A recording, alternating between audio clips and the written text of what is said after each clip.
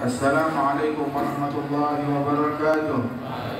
Alhamdulillah, wassalatu wassalamu ala Sayyidina Rasulillah Sayyidina Muhammad bin Abdullah wa ala alihi wa sahbihi wa mawalah, amma ba'd. Kita beruntung pada pagi hari ini Allah Ta'ala hadirkan kita dalam haul Al-Imam Al-Arif Billah Al-Habib Abdullah bin Muhsin bin Muhammad bin Abdullah bin Muhammad bin Muhsin bin Husain bin Ahmad bin Abdul Rahman Al-Attas. Mudah-mudahan Allah Ta'ala mengangkat derajat beliau. Allah Ta'ala berikan berkah kepada kita dengan berkat beliau. Dan kita doakan Khalifatul Maqam Al-Habib Abdullah bin Husain bin Abdullah bin Muhsin senantiasa diberikan kesehatan, ma'afiyah, dan para habaib, para kiai, para ajengan, para hadirin yang hadir tengah-tengah kita semuanya mendapatkan berkah dari Allah Ta'ala. Dan keberkahan tersebut diterjemahkan di dalam peneladanan kita terhadap sahibul haul Al-Imam Al-Arif Billah Al-Habib Abdullah bin Muhsin Al-Attas, yang mana beliau dilahirkan lebih daripada 175 tahun yang lalu lebih kurang di kota Hawrah di Hadramaut pada tahun 1265 Hijriah. Dan Allah Subhanahu wa Ta'ala menjadikan sejak kecil beliau berguru kepada orang-orang besar, kepada orang-orang yang mulia, mulai dari keluarga beliau sampai kepada para masyayikh beliau. Di antaranya seperti Imam Al-Habib Saleh bin Abdullah Al-Attas, Al-Habib Abu Bakar bin Abdullah bin Talib Al-Attas, Al-Habib Al-Habib Ahmad bin Muhammad Al-Tahdar, kemudian juga Syekh Abdullah bin Ahmad Basaudan, Syekh Umar bin Abdullah bin Sabbah bin Sabbah, dan juga para masyayikh, para ulama-ulama lainnya. Dan beginilah, dengan menjalin hubungan dengan orang-orang besar, maka seseorang akan menjadi mulia dan agung di sisi Allah Subhanahu wa Ta'ala. Hingga dikatakan, man lam yujalis muflih kaifa yuflih. Orang kalau nggak duduk, nggak nongkrong, tidak berkawan, nggak dekat bersama orang-orang yang beruntung, maka kapan dia menjadi orang yang beruntung? Nggak ada orang yang beruntung melainkan dekat kepada orang-orang yang beruntung, kepada orang-orang yang dimuliakan oleh Allah Jalla Jalaluhu Ta'ala. Barang siapa yang duduk bersama kaum salihin, Syekh Habib Bakar bin Salim beliau mengatakan, menjalasal akhyar, barang siapa yang duduk dengan orang-orang mulia, hudhiya bil khair wal asrar, dia akan mendapatkan kebaikan dan asrar dari Allah Ta'ala. Rahasia-rahasia Allah dibukakan baginya. Wa man jalasal ashrar rubita bil 'ar wan nar. Barang siapa yang duduk dengan orang-orang yang bejat, dengan orang-orang yang jahat, maka dihukum dengan kehinaan dan dengan api neraka. Waliyadzubillah min dzalik. Dan kehinaan tersebut adalah dihukum dengan maksiat, dengan hubud dunia, dengan sifat yang tercela, dengan hati yang kotor, dengan kedengkian. Waliyadzubillah min dzalik. Dan ketahuilah bahwasanya Rasulullah sallallahu alaihi wasallam beliau menyatakan bahwa al-mar'u min jalisih falyanzur ahadukum man yujalis. Al-mar'u ala dini khalilih. Seseorang dilihat dari teman duduknya. Walidzalik Al-Habib Abdullah bin Muhsin Al-Attas di Hadramaut, beliau duduk dengan orang-orang besar, dengan para wali-wali, hingga beliau menjadi orang besar. Datang ke negeri Indonesia ini. Ketika datang ke negeri Indonesia ini, beliau tak putus pengajiannya. Beliau duduk kepada Al-Imam Al-Arif Billah Al-Habib Ahmad bin Muhammad bin Hamzah Al-Attas, mengaji kepada beliau, berguru kepada beliau, melazimkan majlis beliau yang mana Imam Ahmad bin Muhammad Al-Habib Ahmad bin Muhammad bin Hamzah Al-Attas ini adalah Syekh Fatih, guru besar kepada Al-Habib Abdullah bin Muhsin Al-Attas. Begitu juga Al-Habib Alawi bin Muhammad bin Tahir Al-Haddad, beliau menjadi orang besar. Kenapa? Di Hadramaut dia sudah berguru kepada para ulama-ulama besar, kepada para wali-wali besar. Ketika datang ke bumi Indonesia ini, beliau melazimkan Al-Imam Al-Arif Billah Al-Habib Muhammad bin Idrus Al-Habsyi. Begitu Al-Habib Muhammad bin Idrus Al-Habsyi meninggal dunia, beliau melazimkan Al-Imam Al-Habib Muhammad bin Ahmad Al-Mahdar sebagai guru beliau. Habib Muhammad bin Ahmad Al-Mahdar meninggal dunia, beliau melazimkan Al-Habib Abdullah bin Muhsin Al-Attas. Terus hingga beliau wafat dan meninggal dunia dan dimakamkan bersebelahan dengan Imam Al-Habib Abdullah bin Muhsin Al-Attas. Beruntung orang-orang yang duduk bersama-sama orang-orang yang beruntung yang meraih kemuliaan dari Allah Subhanahu wa taala. Sebab mereka para kaum yang kesibukan mereka, ham mereka, semangat mereka, pikiran mereka humu billahi ta'ala. Sesungguhnya pikiran mereka, semangat mereka, hamnya mereka, yang mereka pikirkan hanya Allah Subhanahu wa taala, untuk dekat kepada Allah, untuk menambah ketakwaan kepada Allah Subhanahu wa taala. Rasul sallallahu alaihi wasallam beliau bilang, "Kullu yawm la azdad fi ilmin qalabur fi kulli syai'in dzalik fi kulli syai'in dzalik al-yawm." Tiap hari kalau saya enggak bertambah ilmu, maka hari tersebut enggak membawa berkah bagi saya. Dan Rasul sallallahu alaihi wasallam bilang, "La an aqul subhanallah alhamdulillah wa la ilaha illallah Allahu akbar ahab ilaihi mimma tala'at alaihi syams." Sungguh saya mengucapkan kalimat subhanallah alhamdulillah la ilaha illallah Allahu akbar lebih saya sukai dari segala macam benda di muka bumi ini yang disinari oleh cahaya matahari. Dunia disodorkan kepada mereka, akan tetapi semangat mereka bukan buat dunia tersebut. Datang seorang sultan pada Imam Al-Husain Ibn Syekh Abi Bakar bin Salim, guru daripada Habib Umar bin Abdul Rahman Al-Attas. Datang sultan secara sembunyi-sembunyi kepada Imam Al-Husain Ibn Syekh Abi Bakar bin Salim dan bilang, "Saya mau taubat, saya mau balik. Ini kerajaan saya, kerajaan ambil buat engkau. Untuk engkau atau untuk anakmu atau muridmu atau siapa yang kau inginkan." Maka beliau mengatakan bahwasanya laukan adil imarah tasluh lil hamir la narfah al hamidina. Seandainya kekuasaan bisa dipegang oleh keledai, saya tidak bakal tega diberikan kepada keledai saya.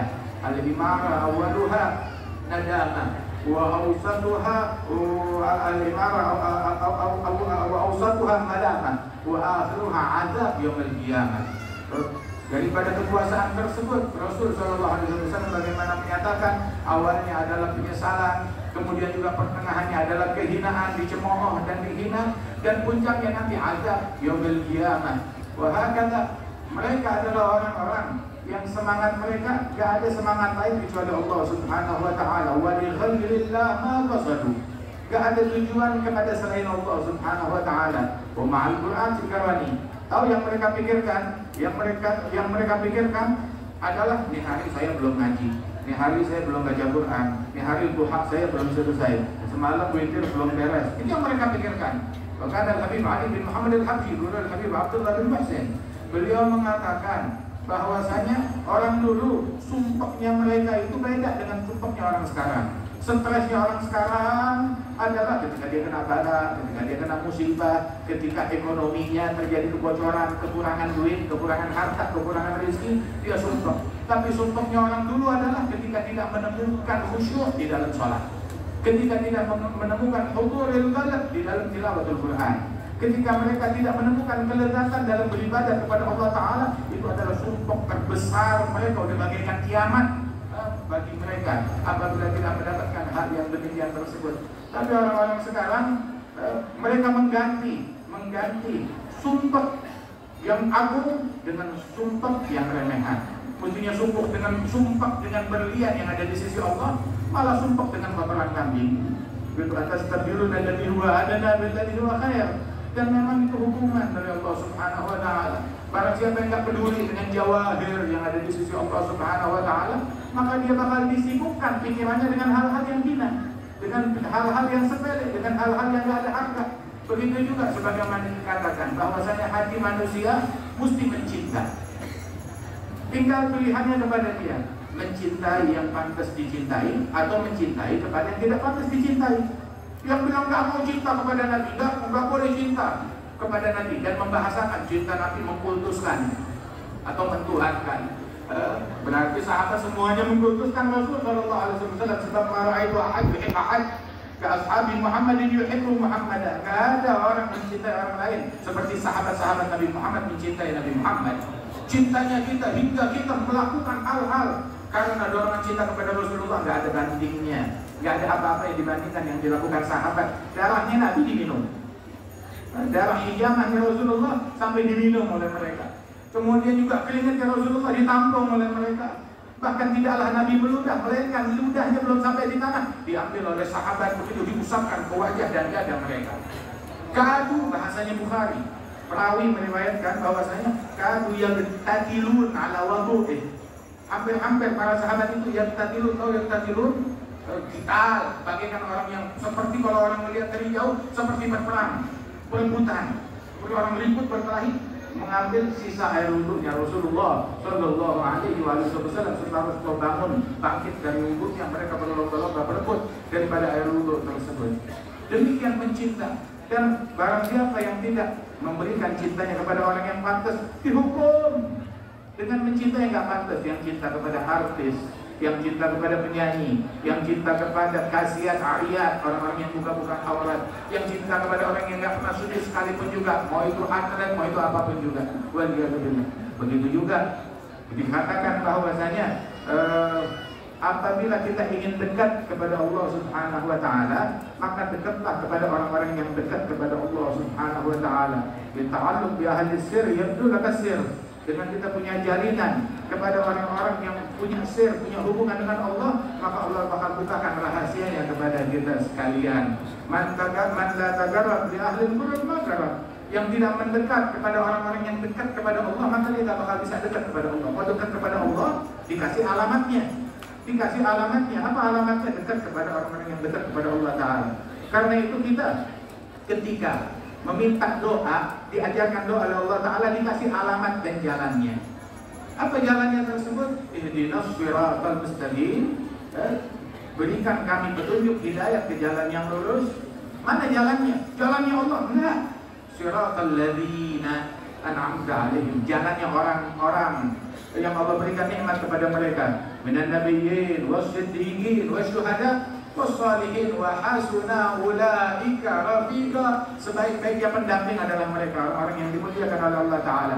Makanya Al-Hayy bilang la turafiq wa tashhab fil khaliqa siwahum fanna maulak waffar min ibadih ata'hum jad wa na'am alaihim birridha wajtanahum. Jangan berkawan, jangan dekat di dunia ini melainkan hanya kepada mereka, orang-orang yang dimuliakan oleh Allah Subhanahu wa taala, sebab anugerah Allah tercurah kepada mereka.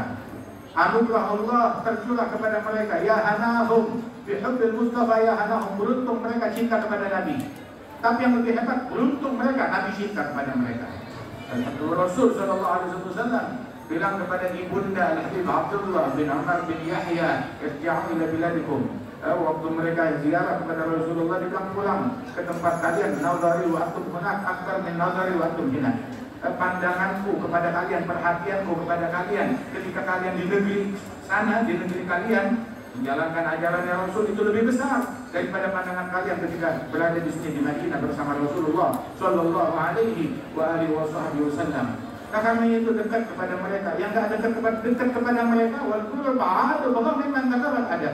Perlu adab bagi setiap orang yang mau dekat kepada orang-orang soleh.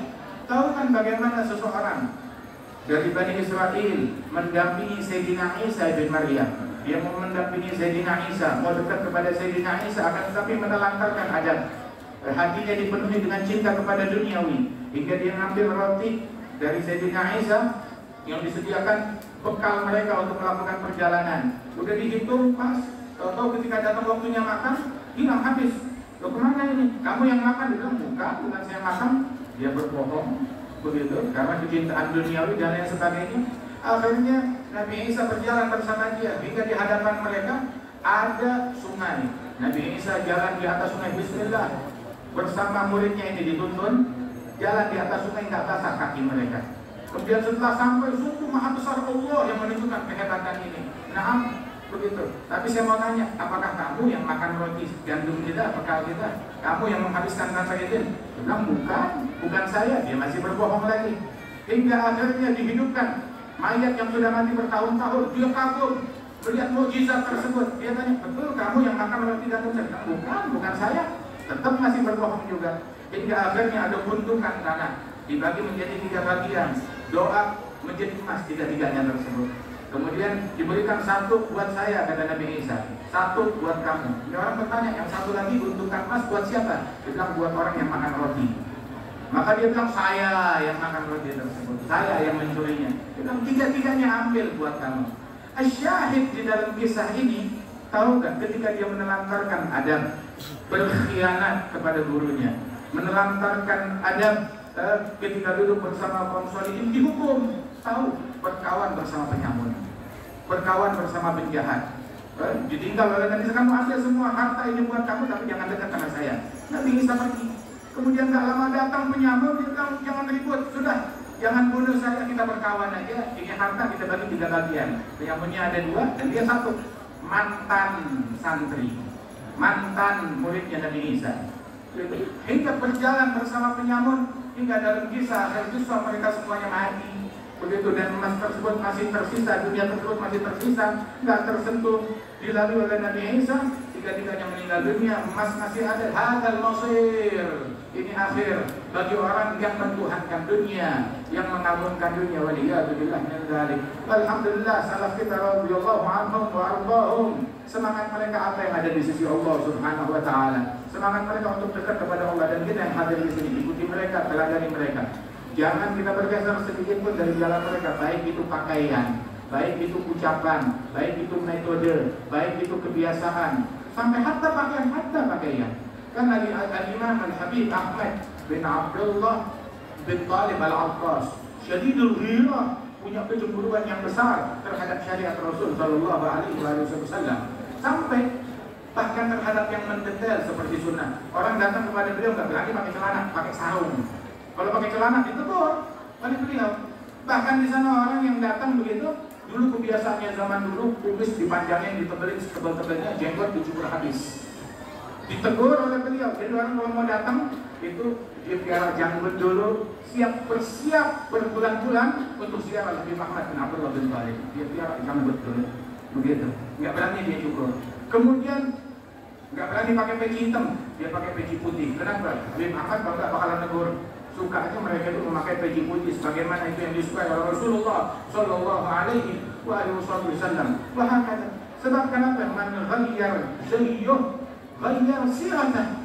Orang kalau merubah pakaiannya, maka sirahnya dia, akhlaknya dia bakalan berubah. Bukan cuma sekedar masalah pakaian doang. Yang dikhawatirkan adalah nanti dia bakalan ngegampangin sirahnya dia, bakal menggampangin akhlaknya dia, bakal melantarin metodenya Rasulullah Sallallahu Alaihi Wasallam. Walidalik Al-Habib Ali bilang bahwasanya iya kasuhbatul bid, innani ra'aitu fasadal mar'i suhbata qadadi. Jangan berkawan dengan lawan, rusaknya orang, kata Habib Ali. Gara-gara berkawan dengan orang yang berlawanan akhlaknya, berlawanan sirahnya, berlawanan daripada akidahnya. Waliyadzubillah min dzalik. Pakaian kaum wanita kita seperti apa yang merupakan syariat Rasulullah. Hadal hal bininya nggak pakai kerudung.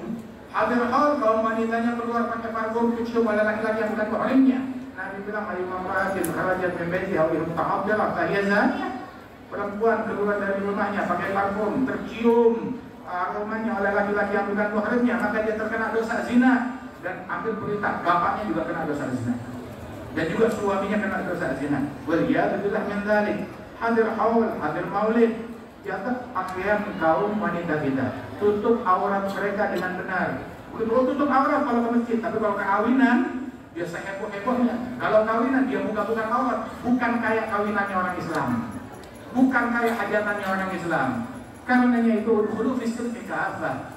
Jalankan ajaran Allah secara totalitas, secara keseluruhan. Mudah-mudahan Allah Ta'ala berikan taufik dan bimbingan kepada kita sekalian, ditemukan kita di jalan para salafus saleh, jalannya Al-Habib Abdullah bin Qasim, jalannya Al-Habib Ali bin Muhammad, jalannya Al-Habib Ali bin Muhammad Al-Habsyi, jalannya para awliya wa salihin. Dan khalifah Allah Ta'ala berikan keberkahan, kesehatan, afiat, majalis yang semacam ini insyaallah makin makmur, makin berkah, tetap dijaga langgeng ila yaumiddin insyaallah. Sebab majelis ini yang menjadi penyebab diangkatnya bala, diangkatnya musibah, dan juga mereka para pihak yang memiliki kebijakan untuk memberikan izin atas terlaksananya acara ini, para pemerintahan, TNI, Polri, dan segenap tokoh-tokoh masyarakat yang mendukung acara ini. Allah Ta'ala berikan berkah, Allah Ta'ala berikan bimbingan kepada semuanya, dan Allah Ta'ala berikan hidayah kepada semua. Kita hadir, kita keluar dari majelis ini sebagai orang yang sukses, dengan hati yang bersih, dengan mata yang istiqamah, dengan pikiran yang bersih, dengan istiqamah di dalam menjalankan ajaran Rasul sallallahu alaihi wasallam. Allahumma ij'al jam'ana hadza jam'an marhuma, tafarraqna min ba'di tafarruqan ma'suma, wa la taj'al fina wa la minna wa la ma'ana jafiyan wa la mahruma. Sallallahu ala sayyidina Muhammad wa ala alihi wasallam wa akhiru da'wana alhamdulillahi rabbil alamin. Assalamu alaikum warahmatullahi wabarakatuh. Jazakumullahu khairan.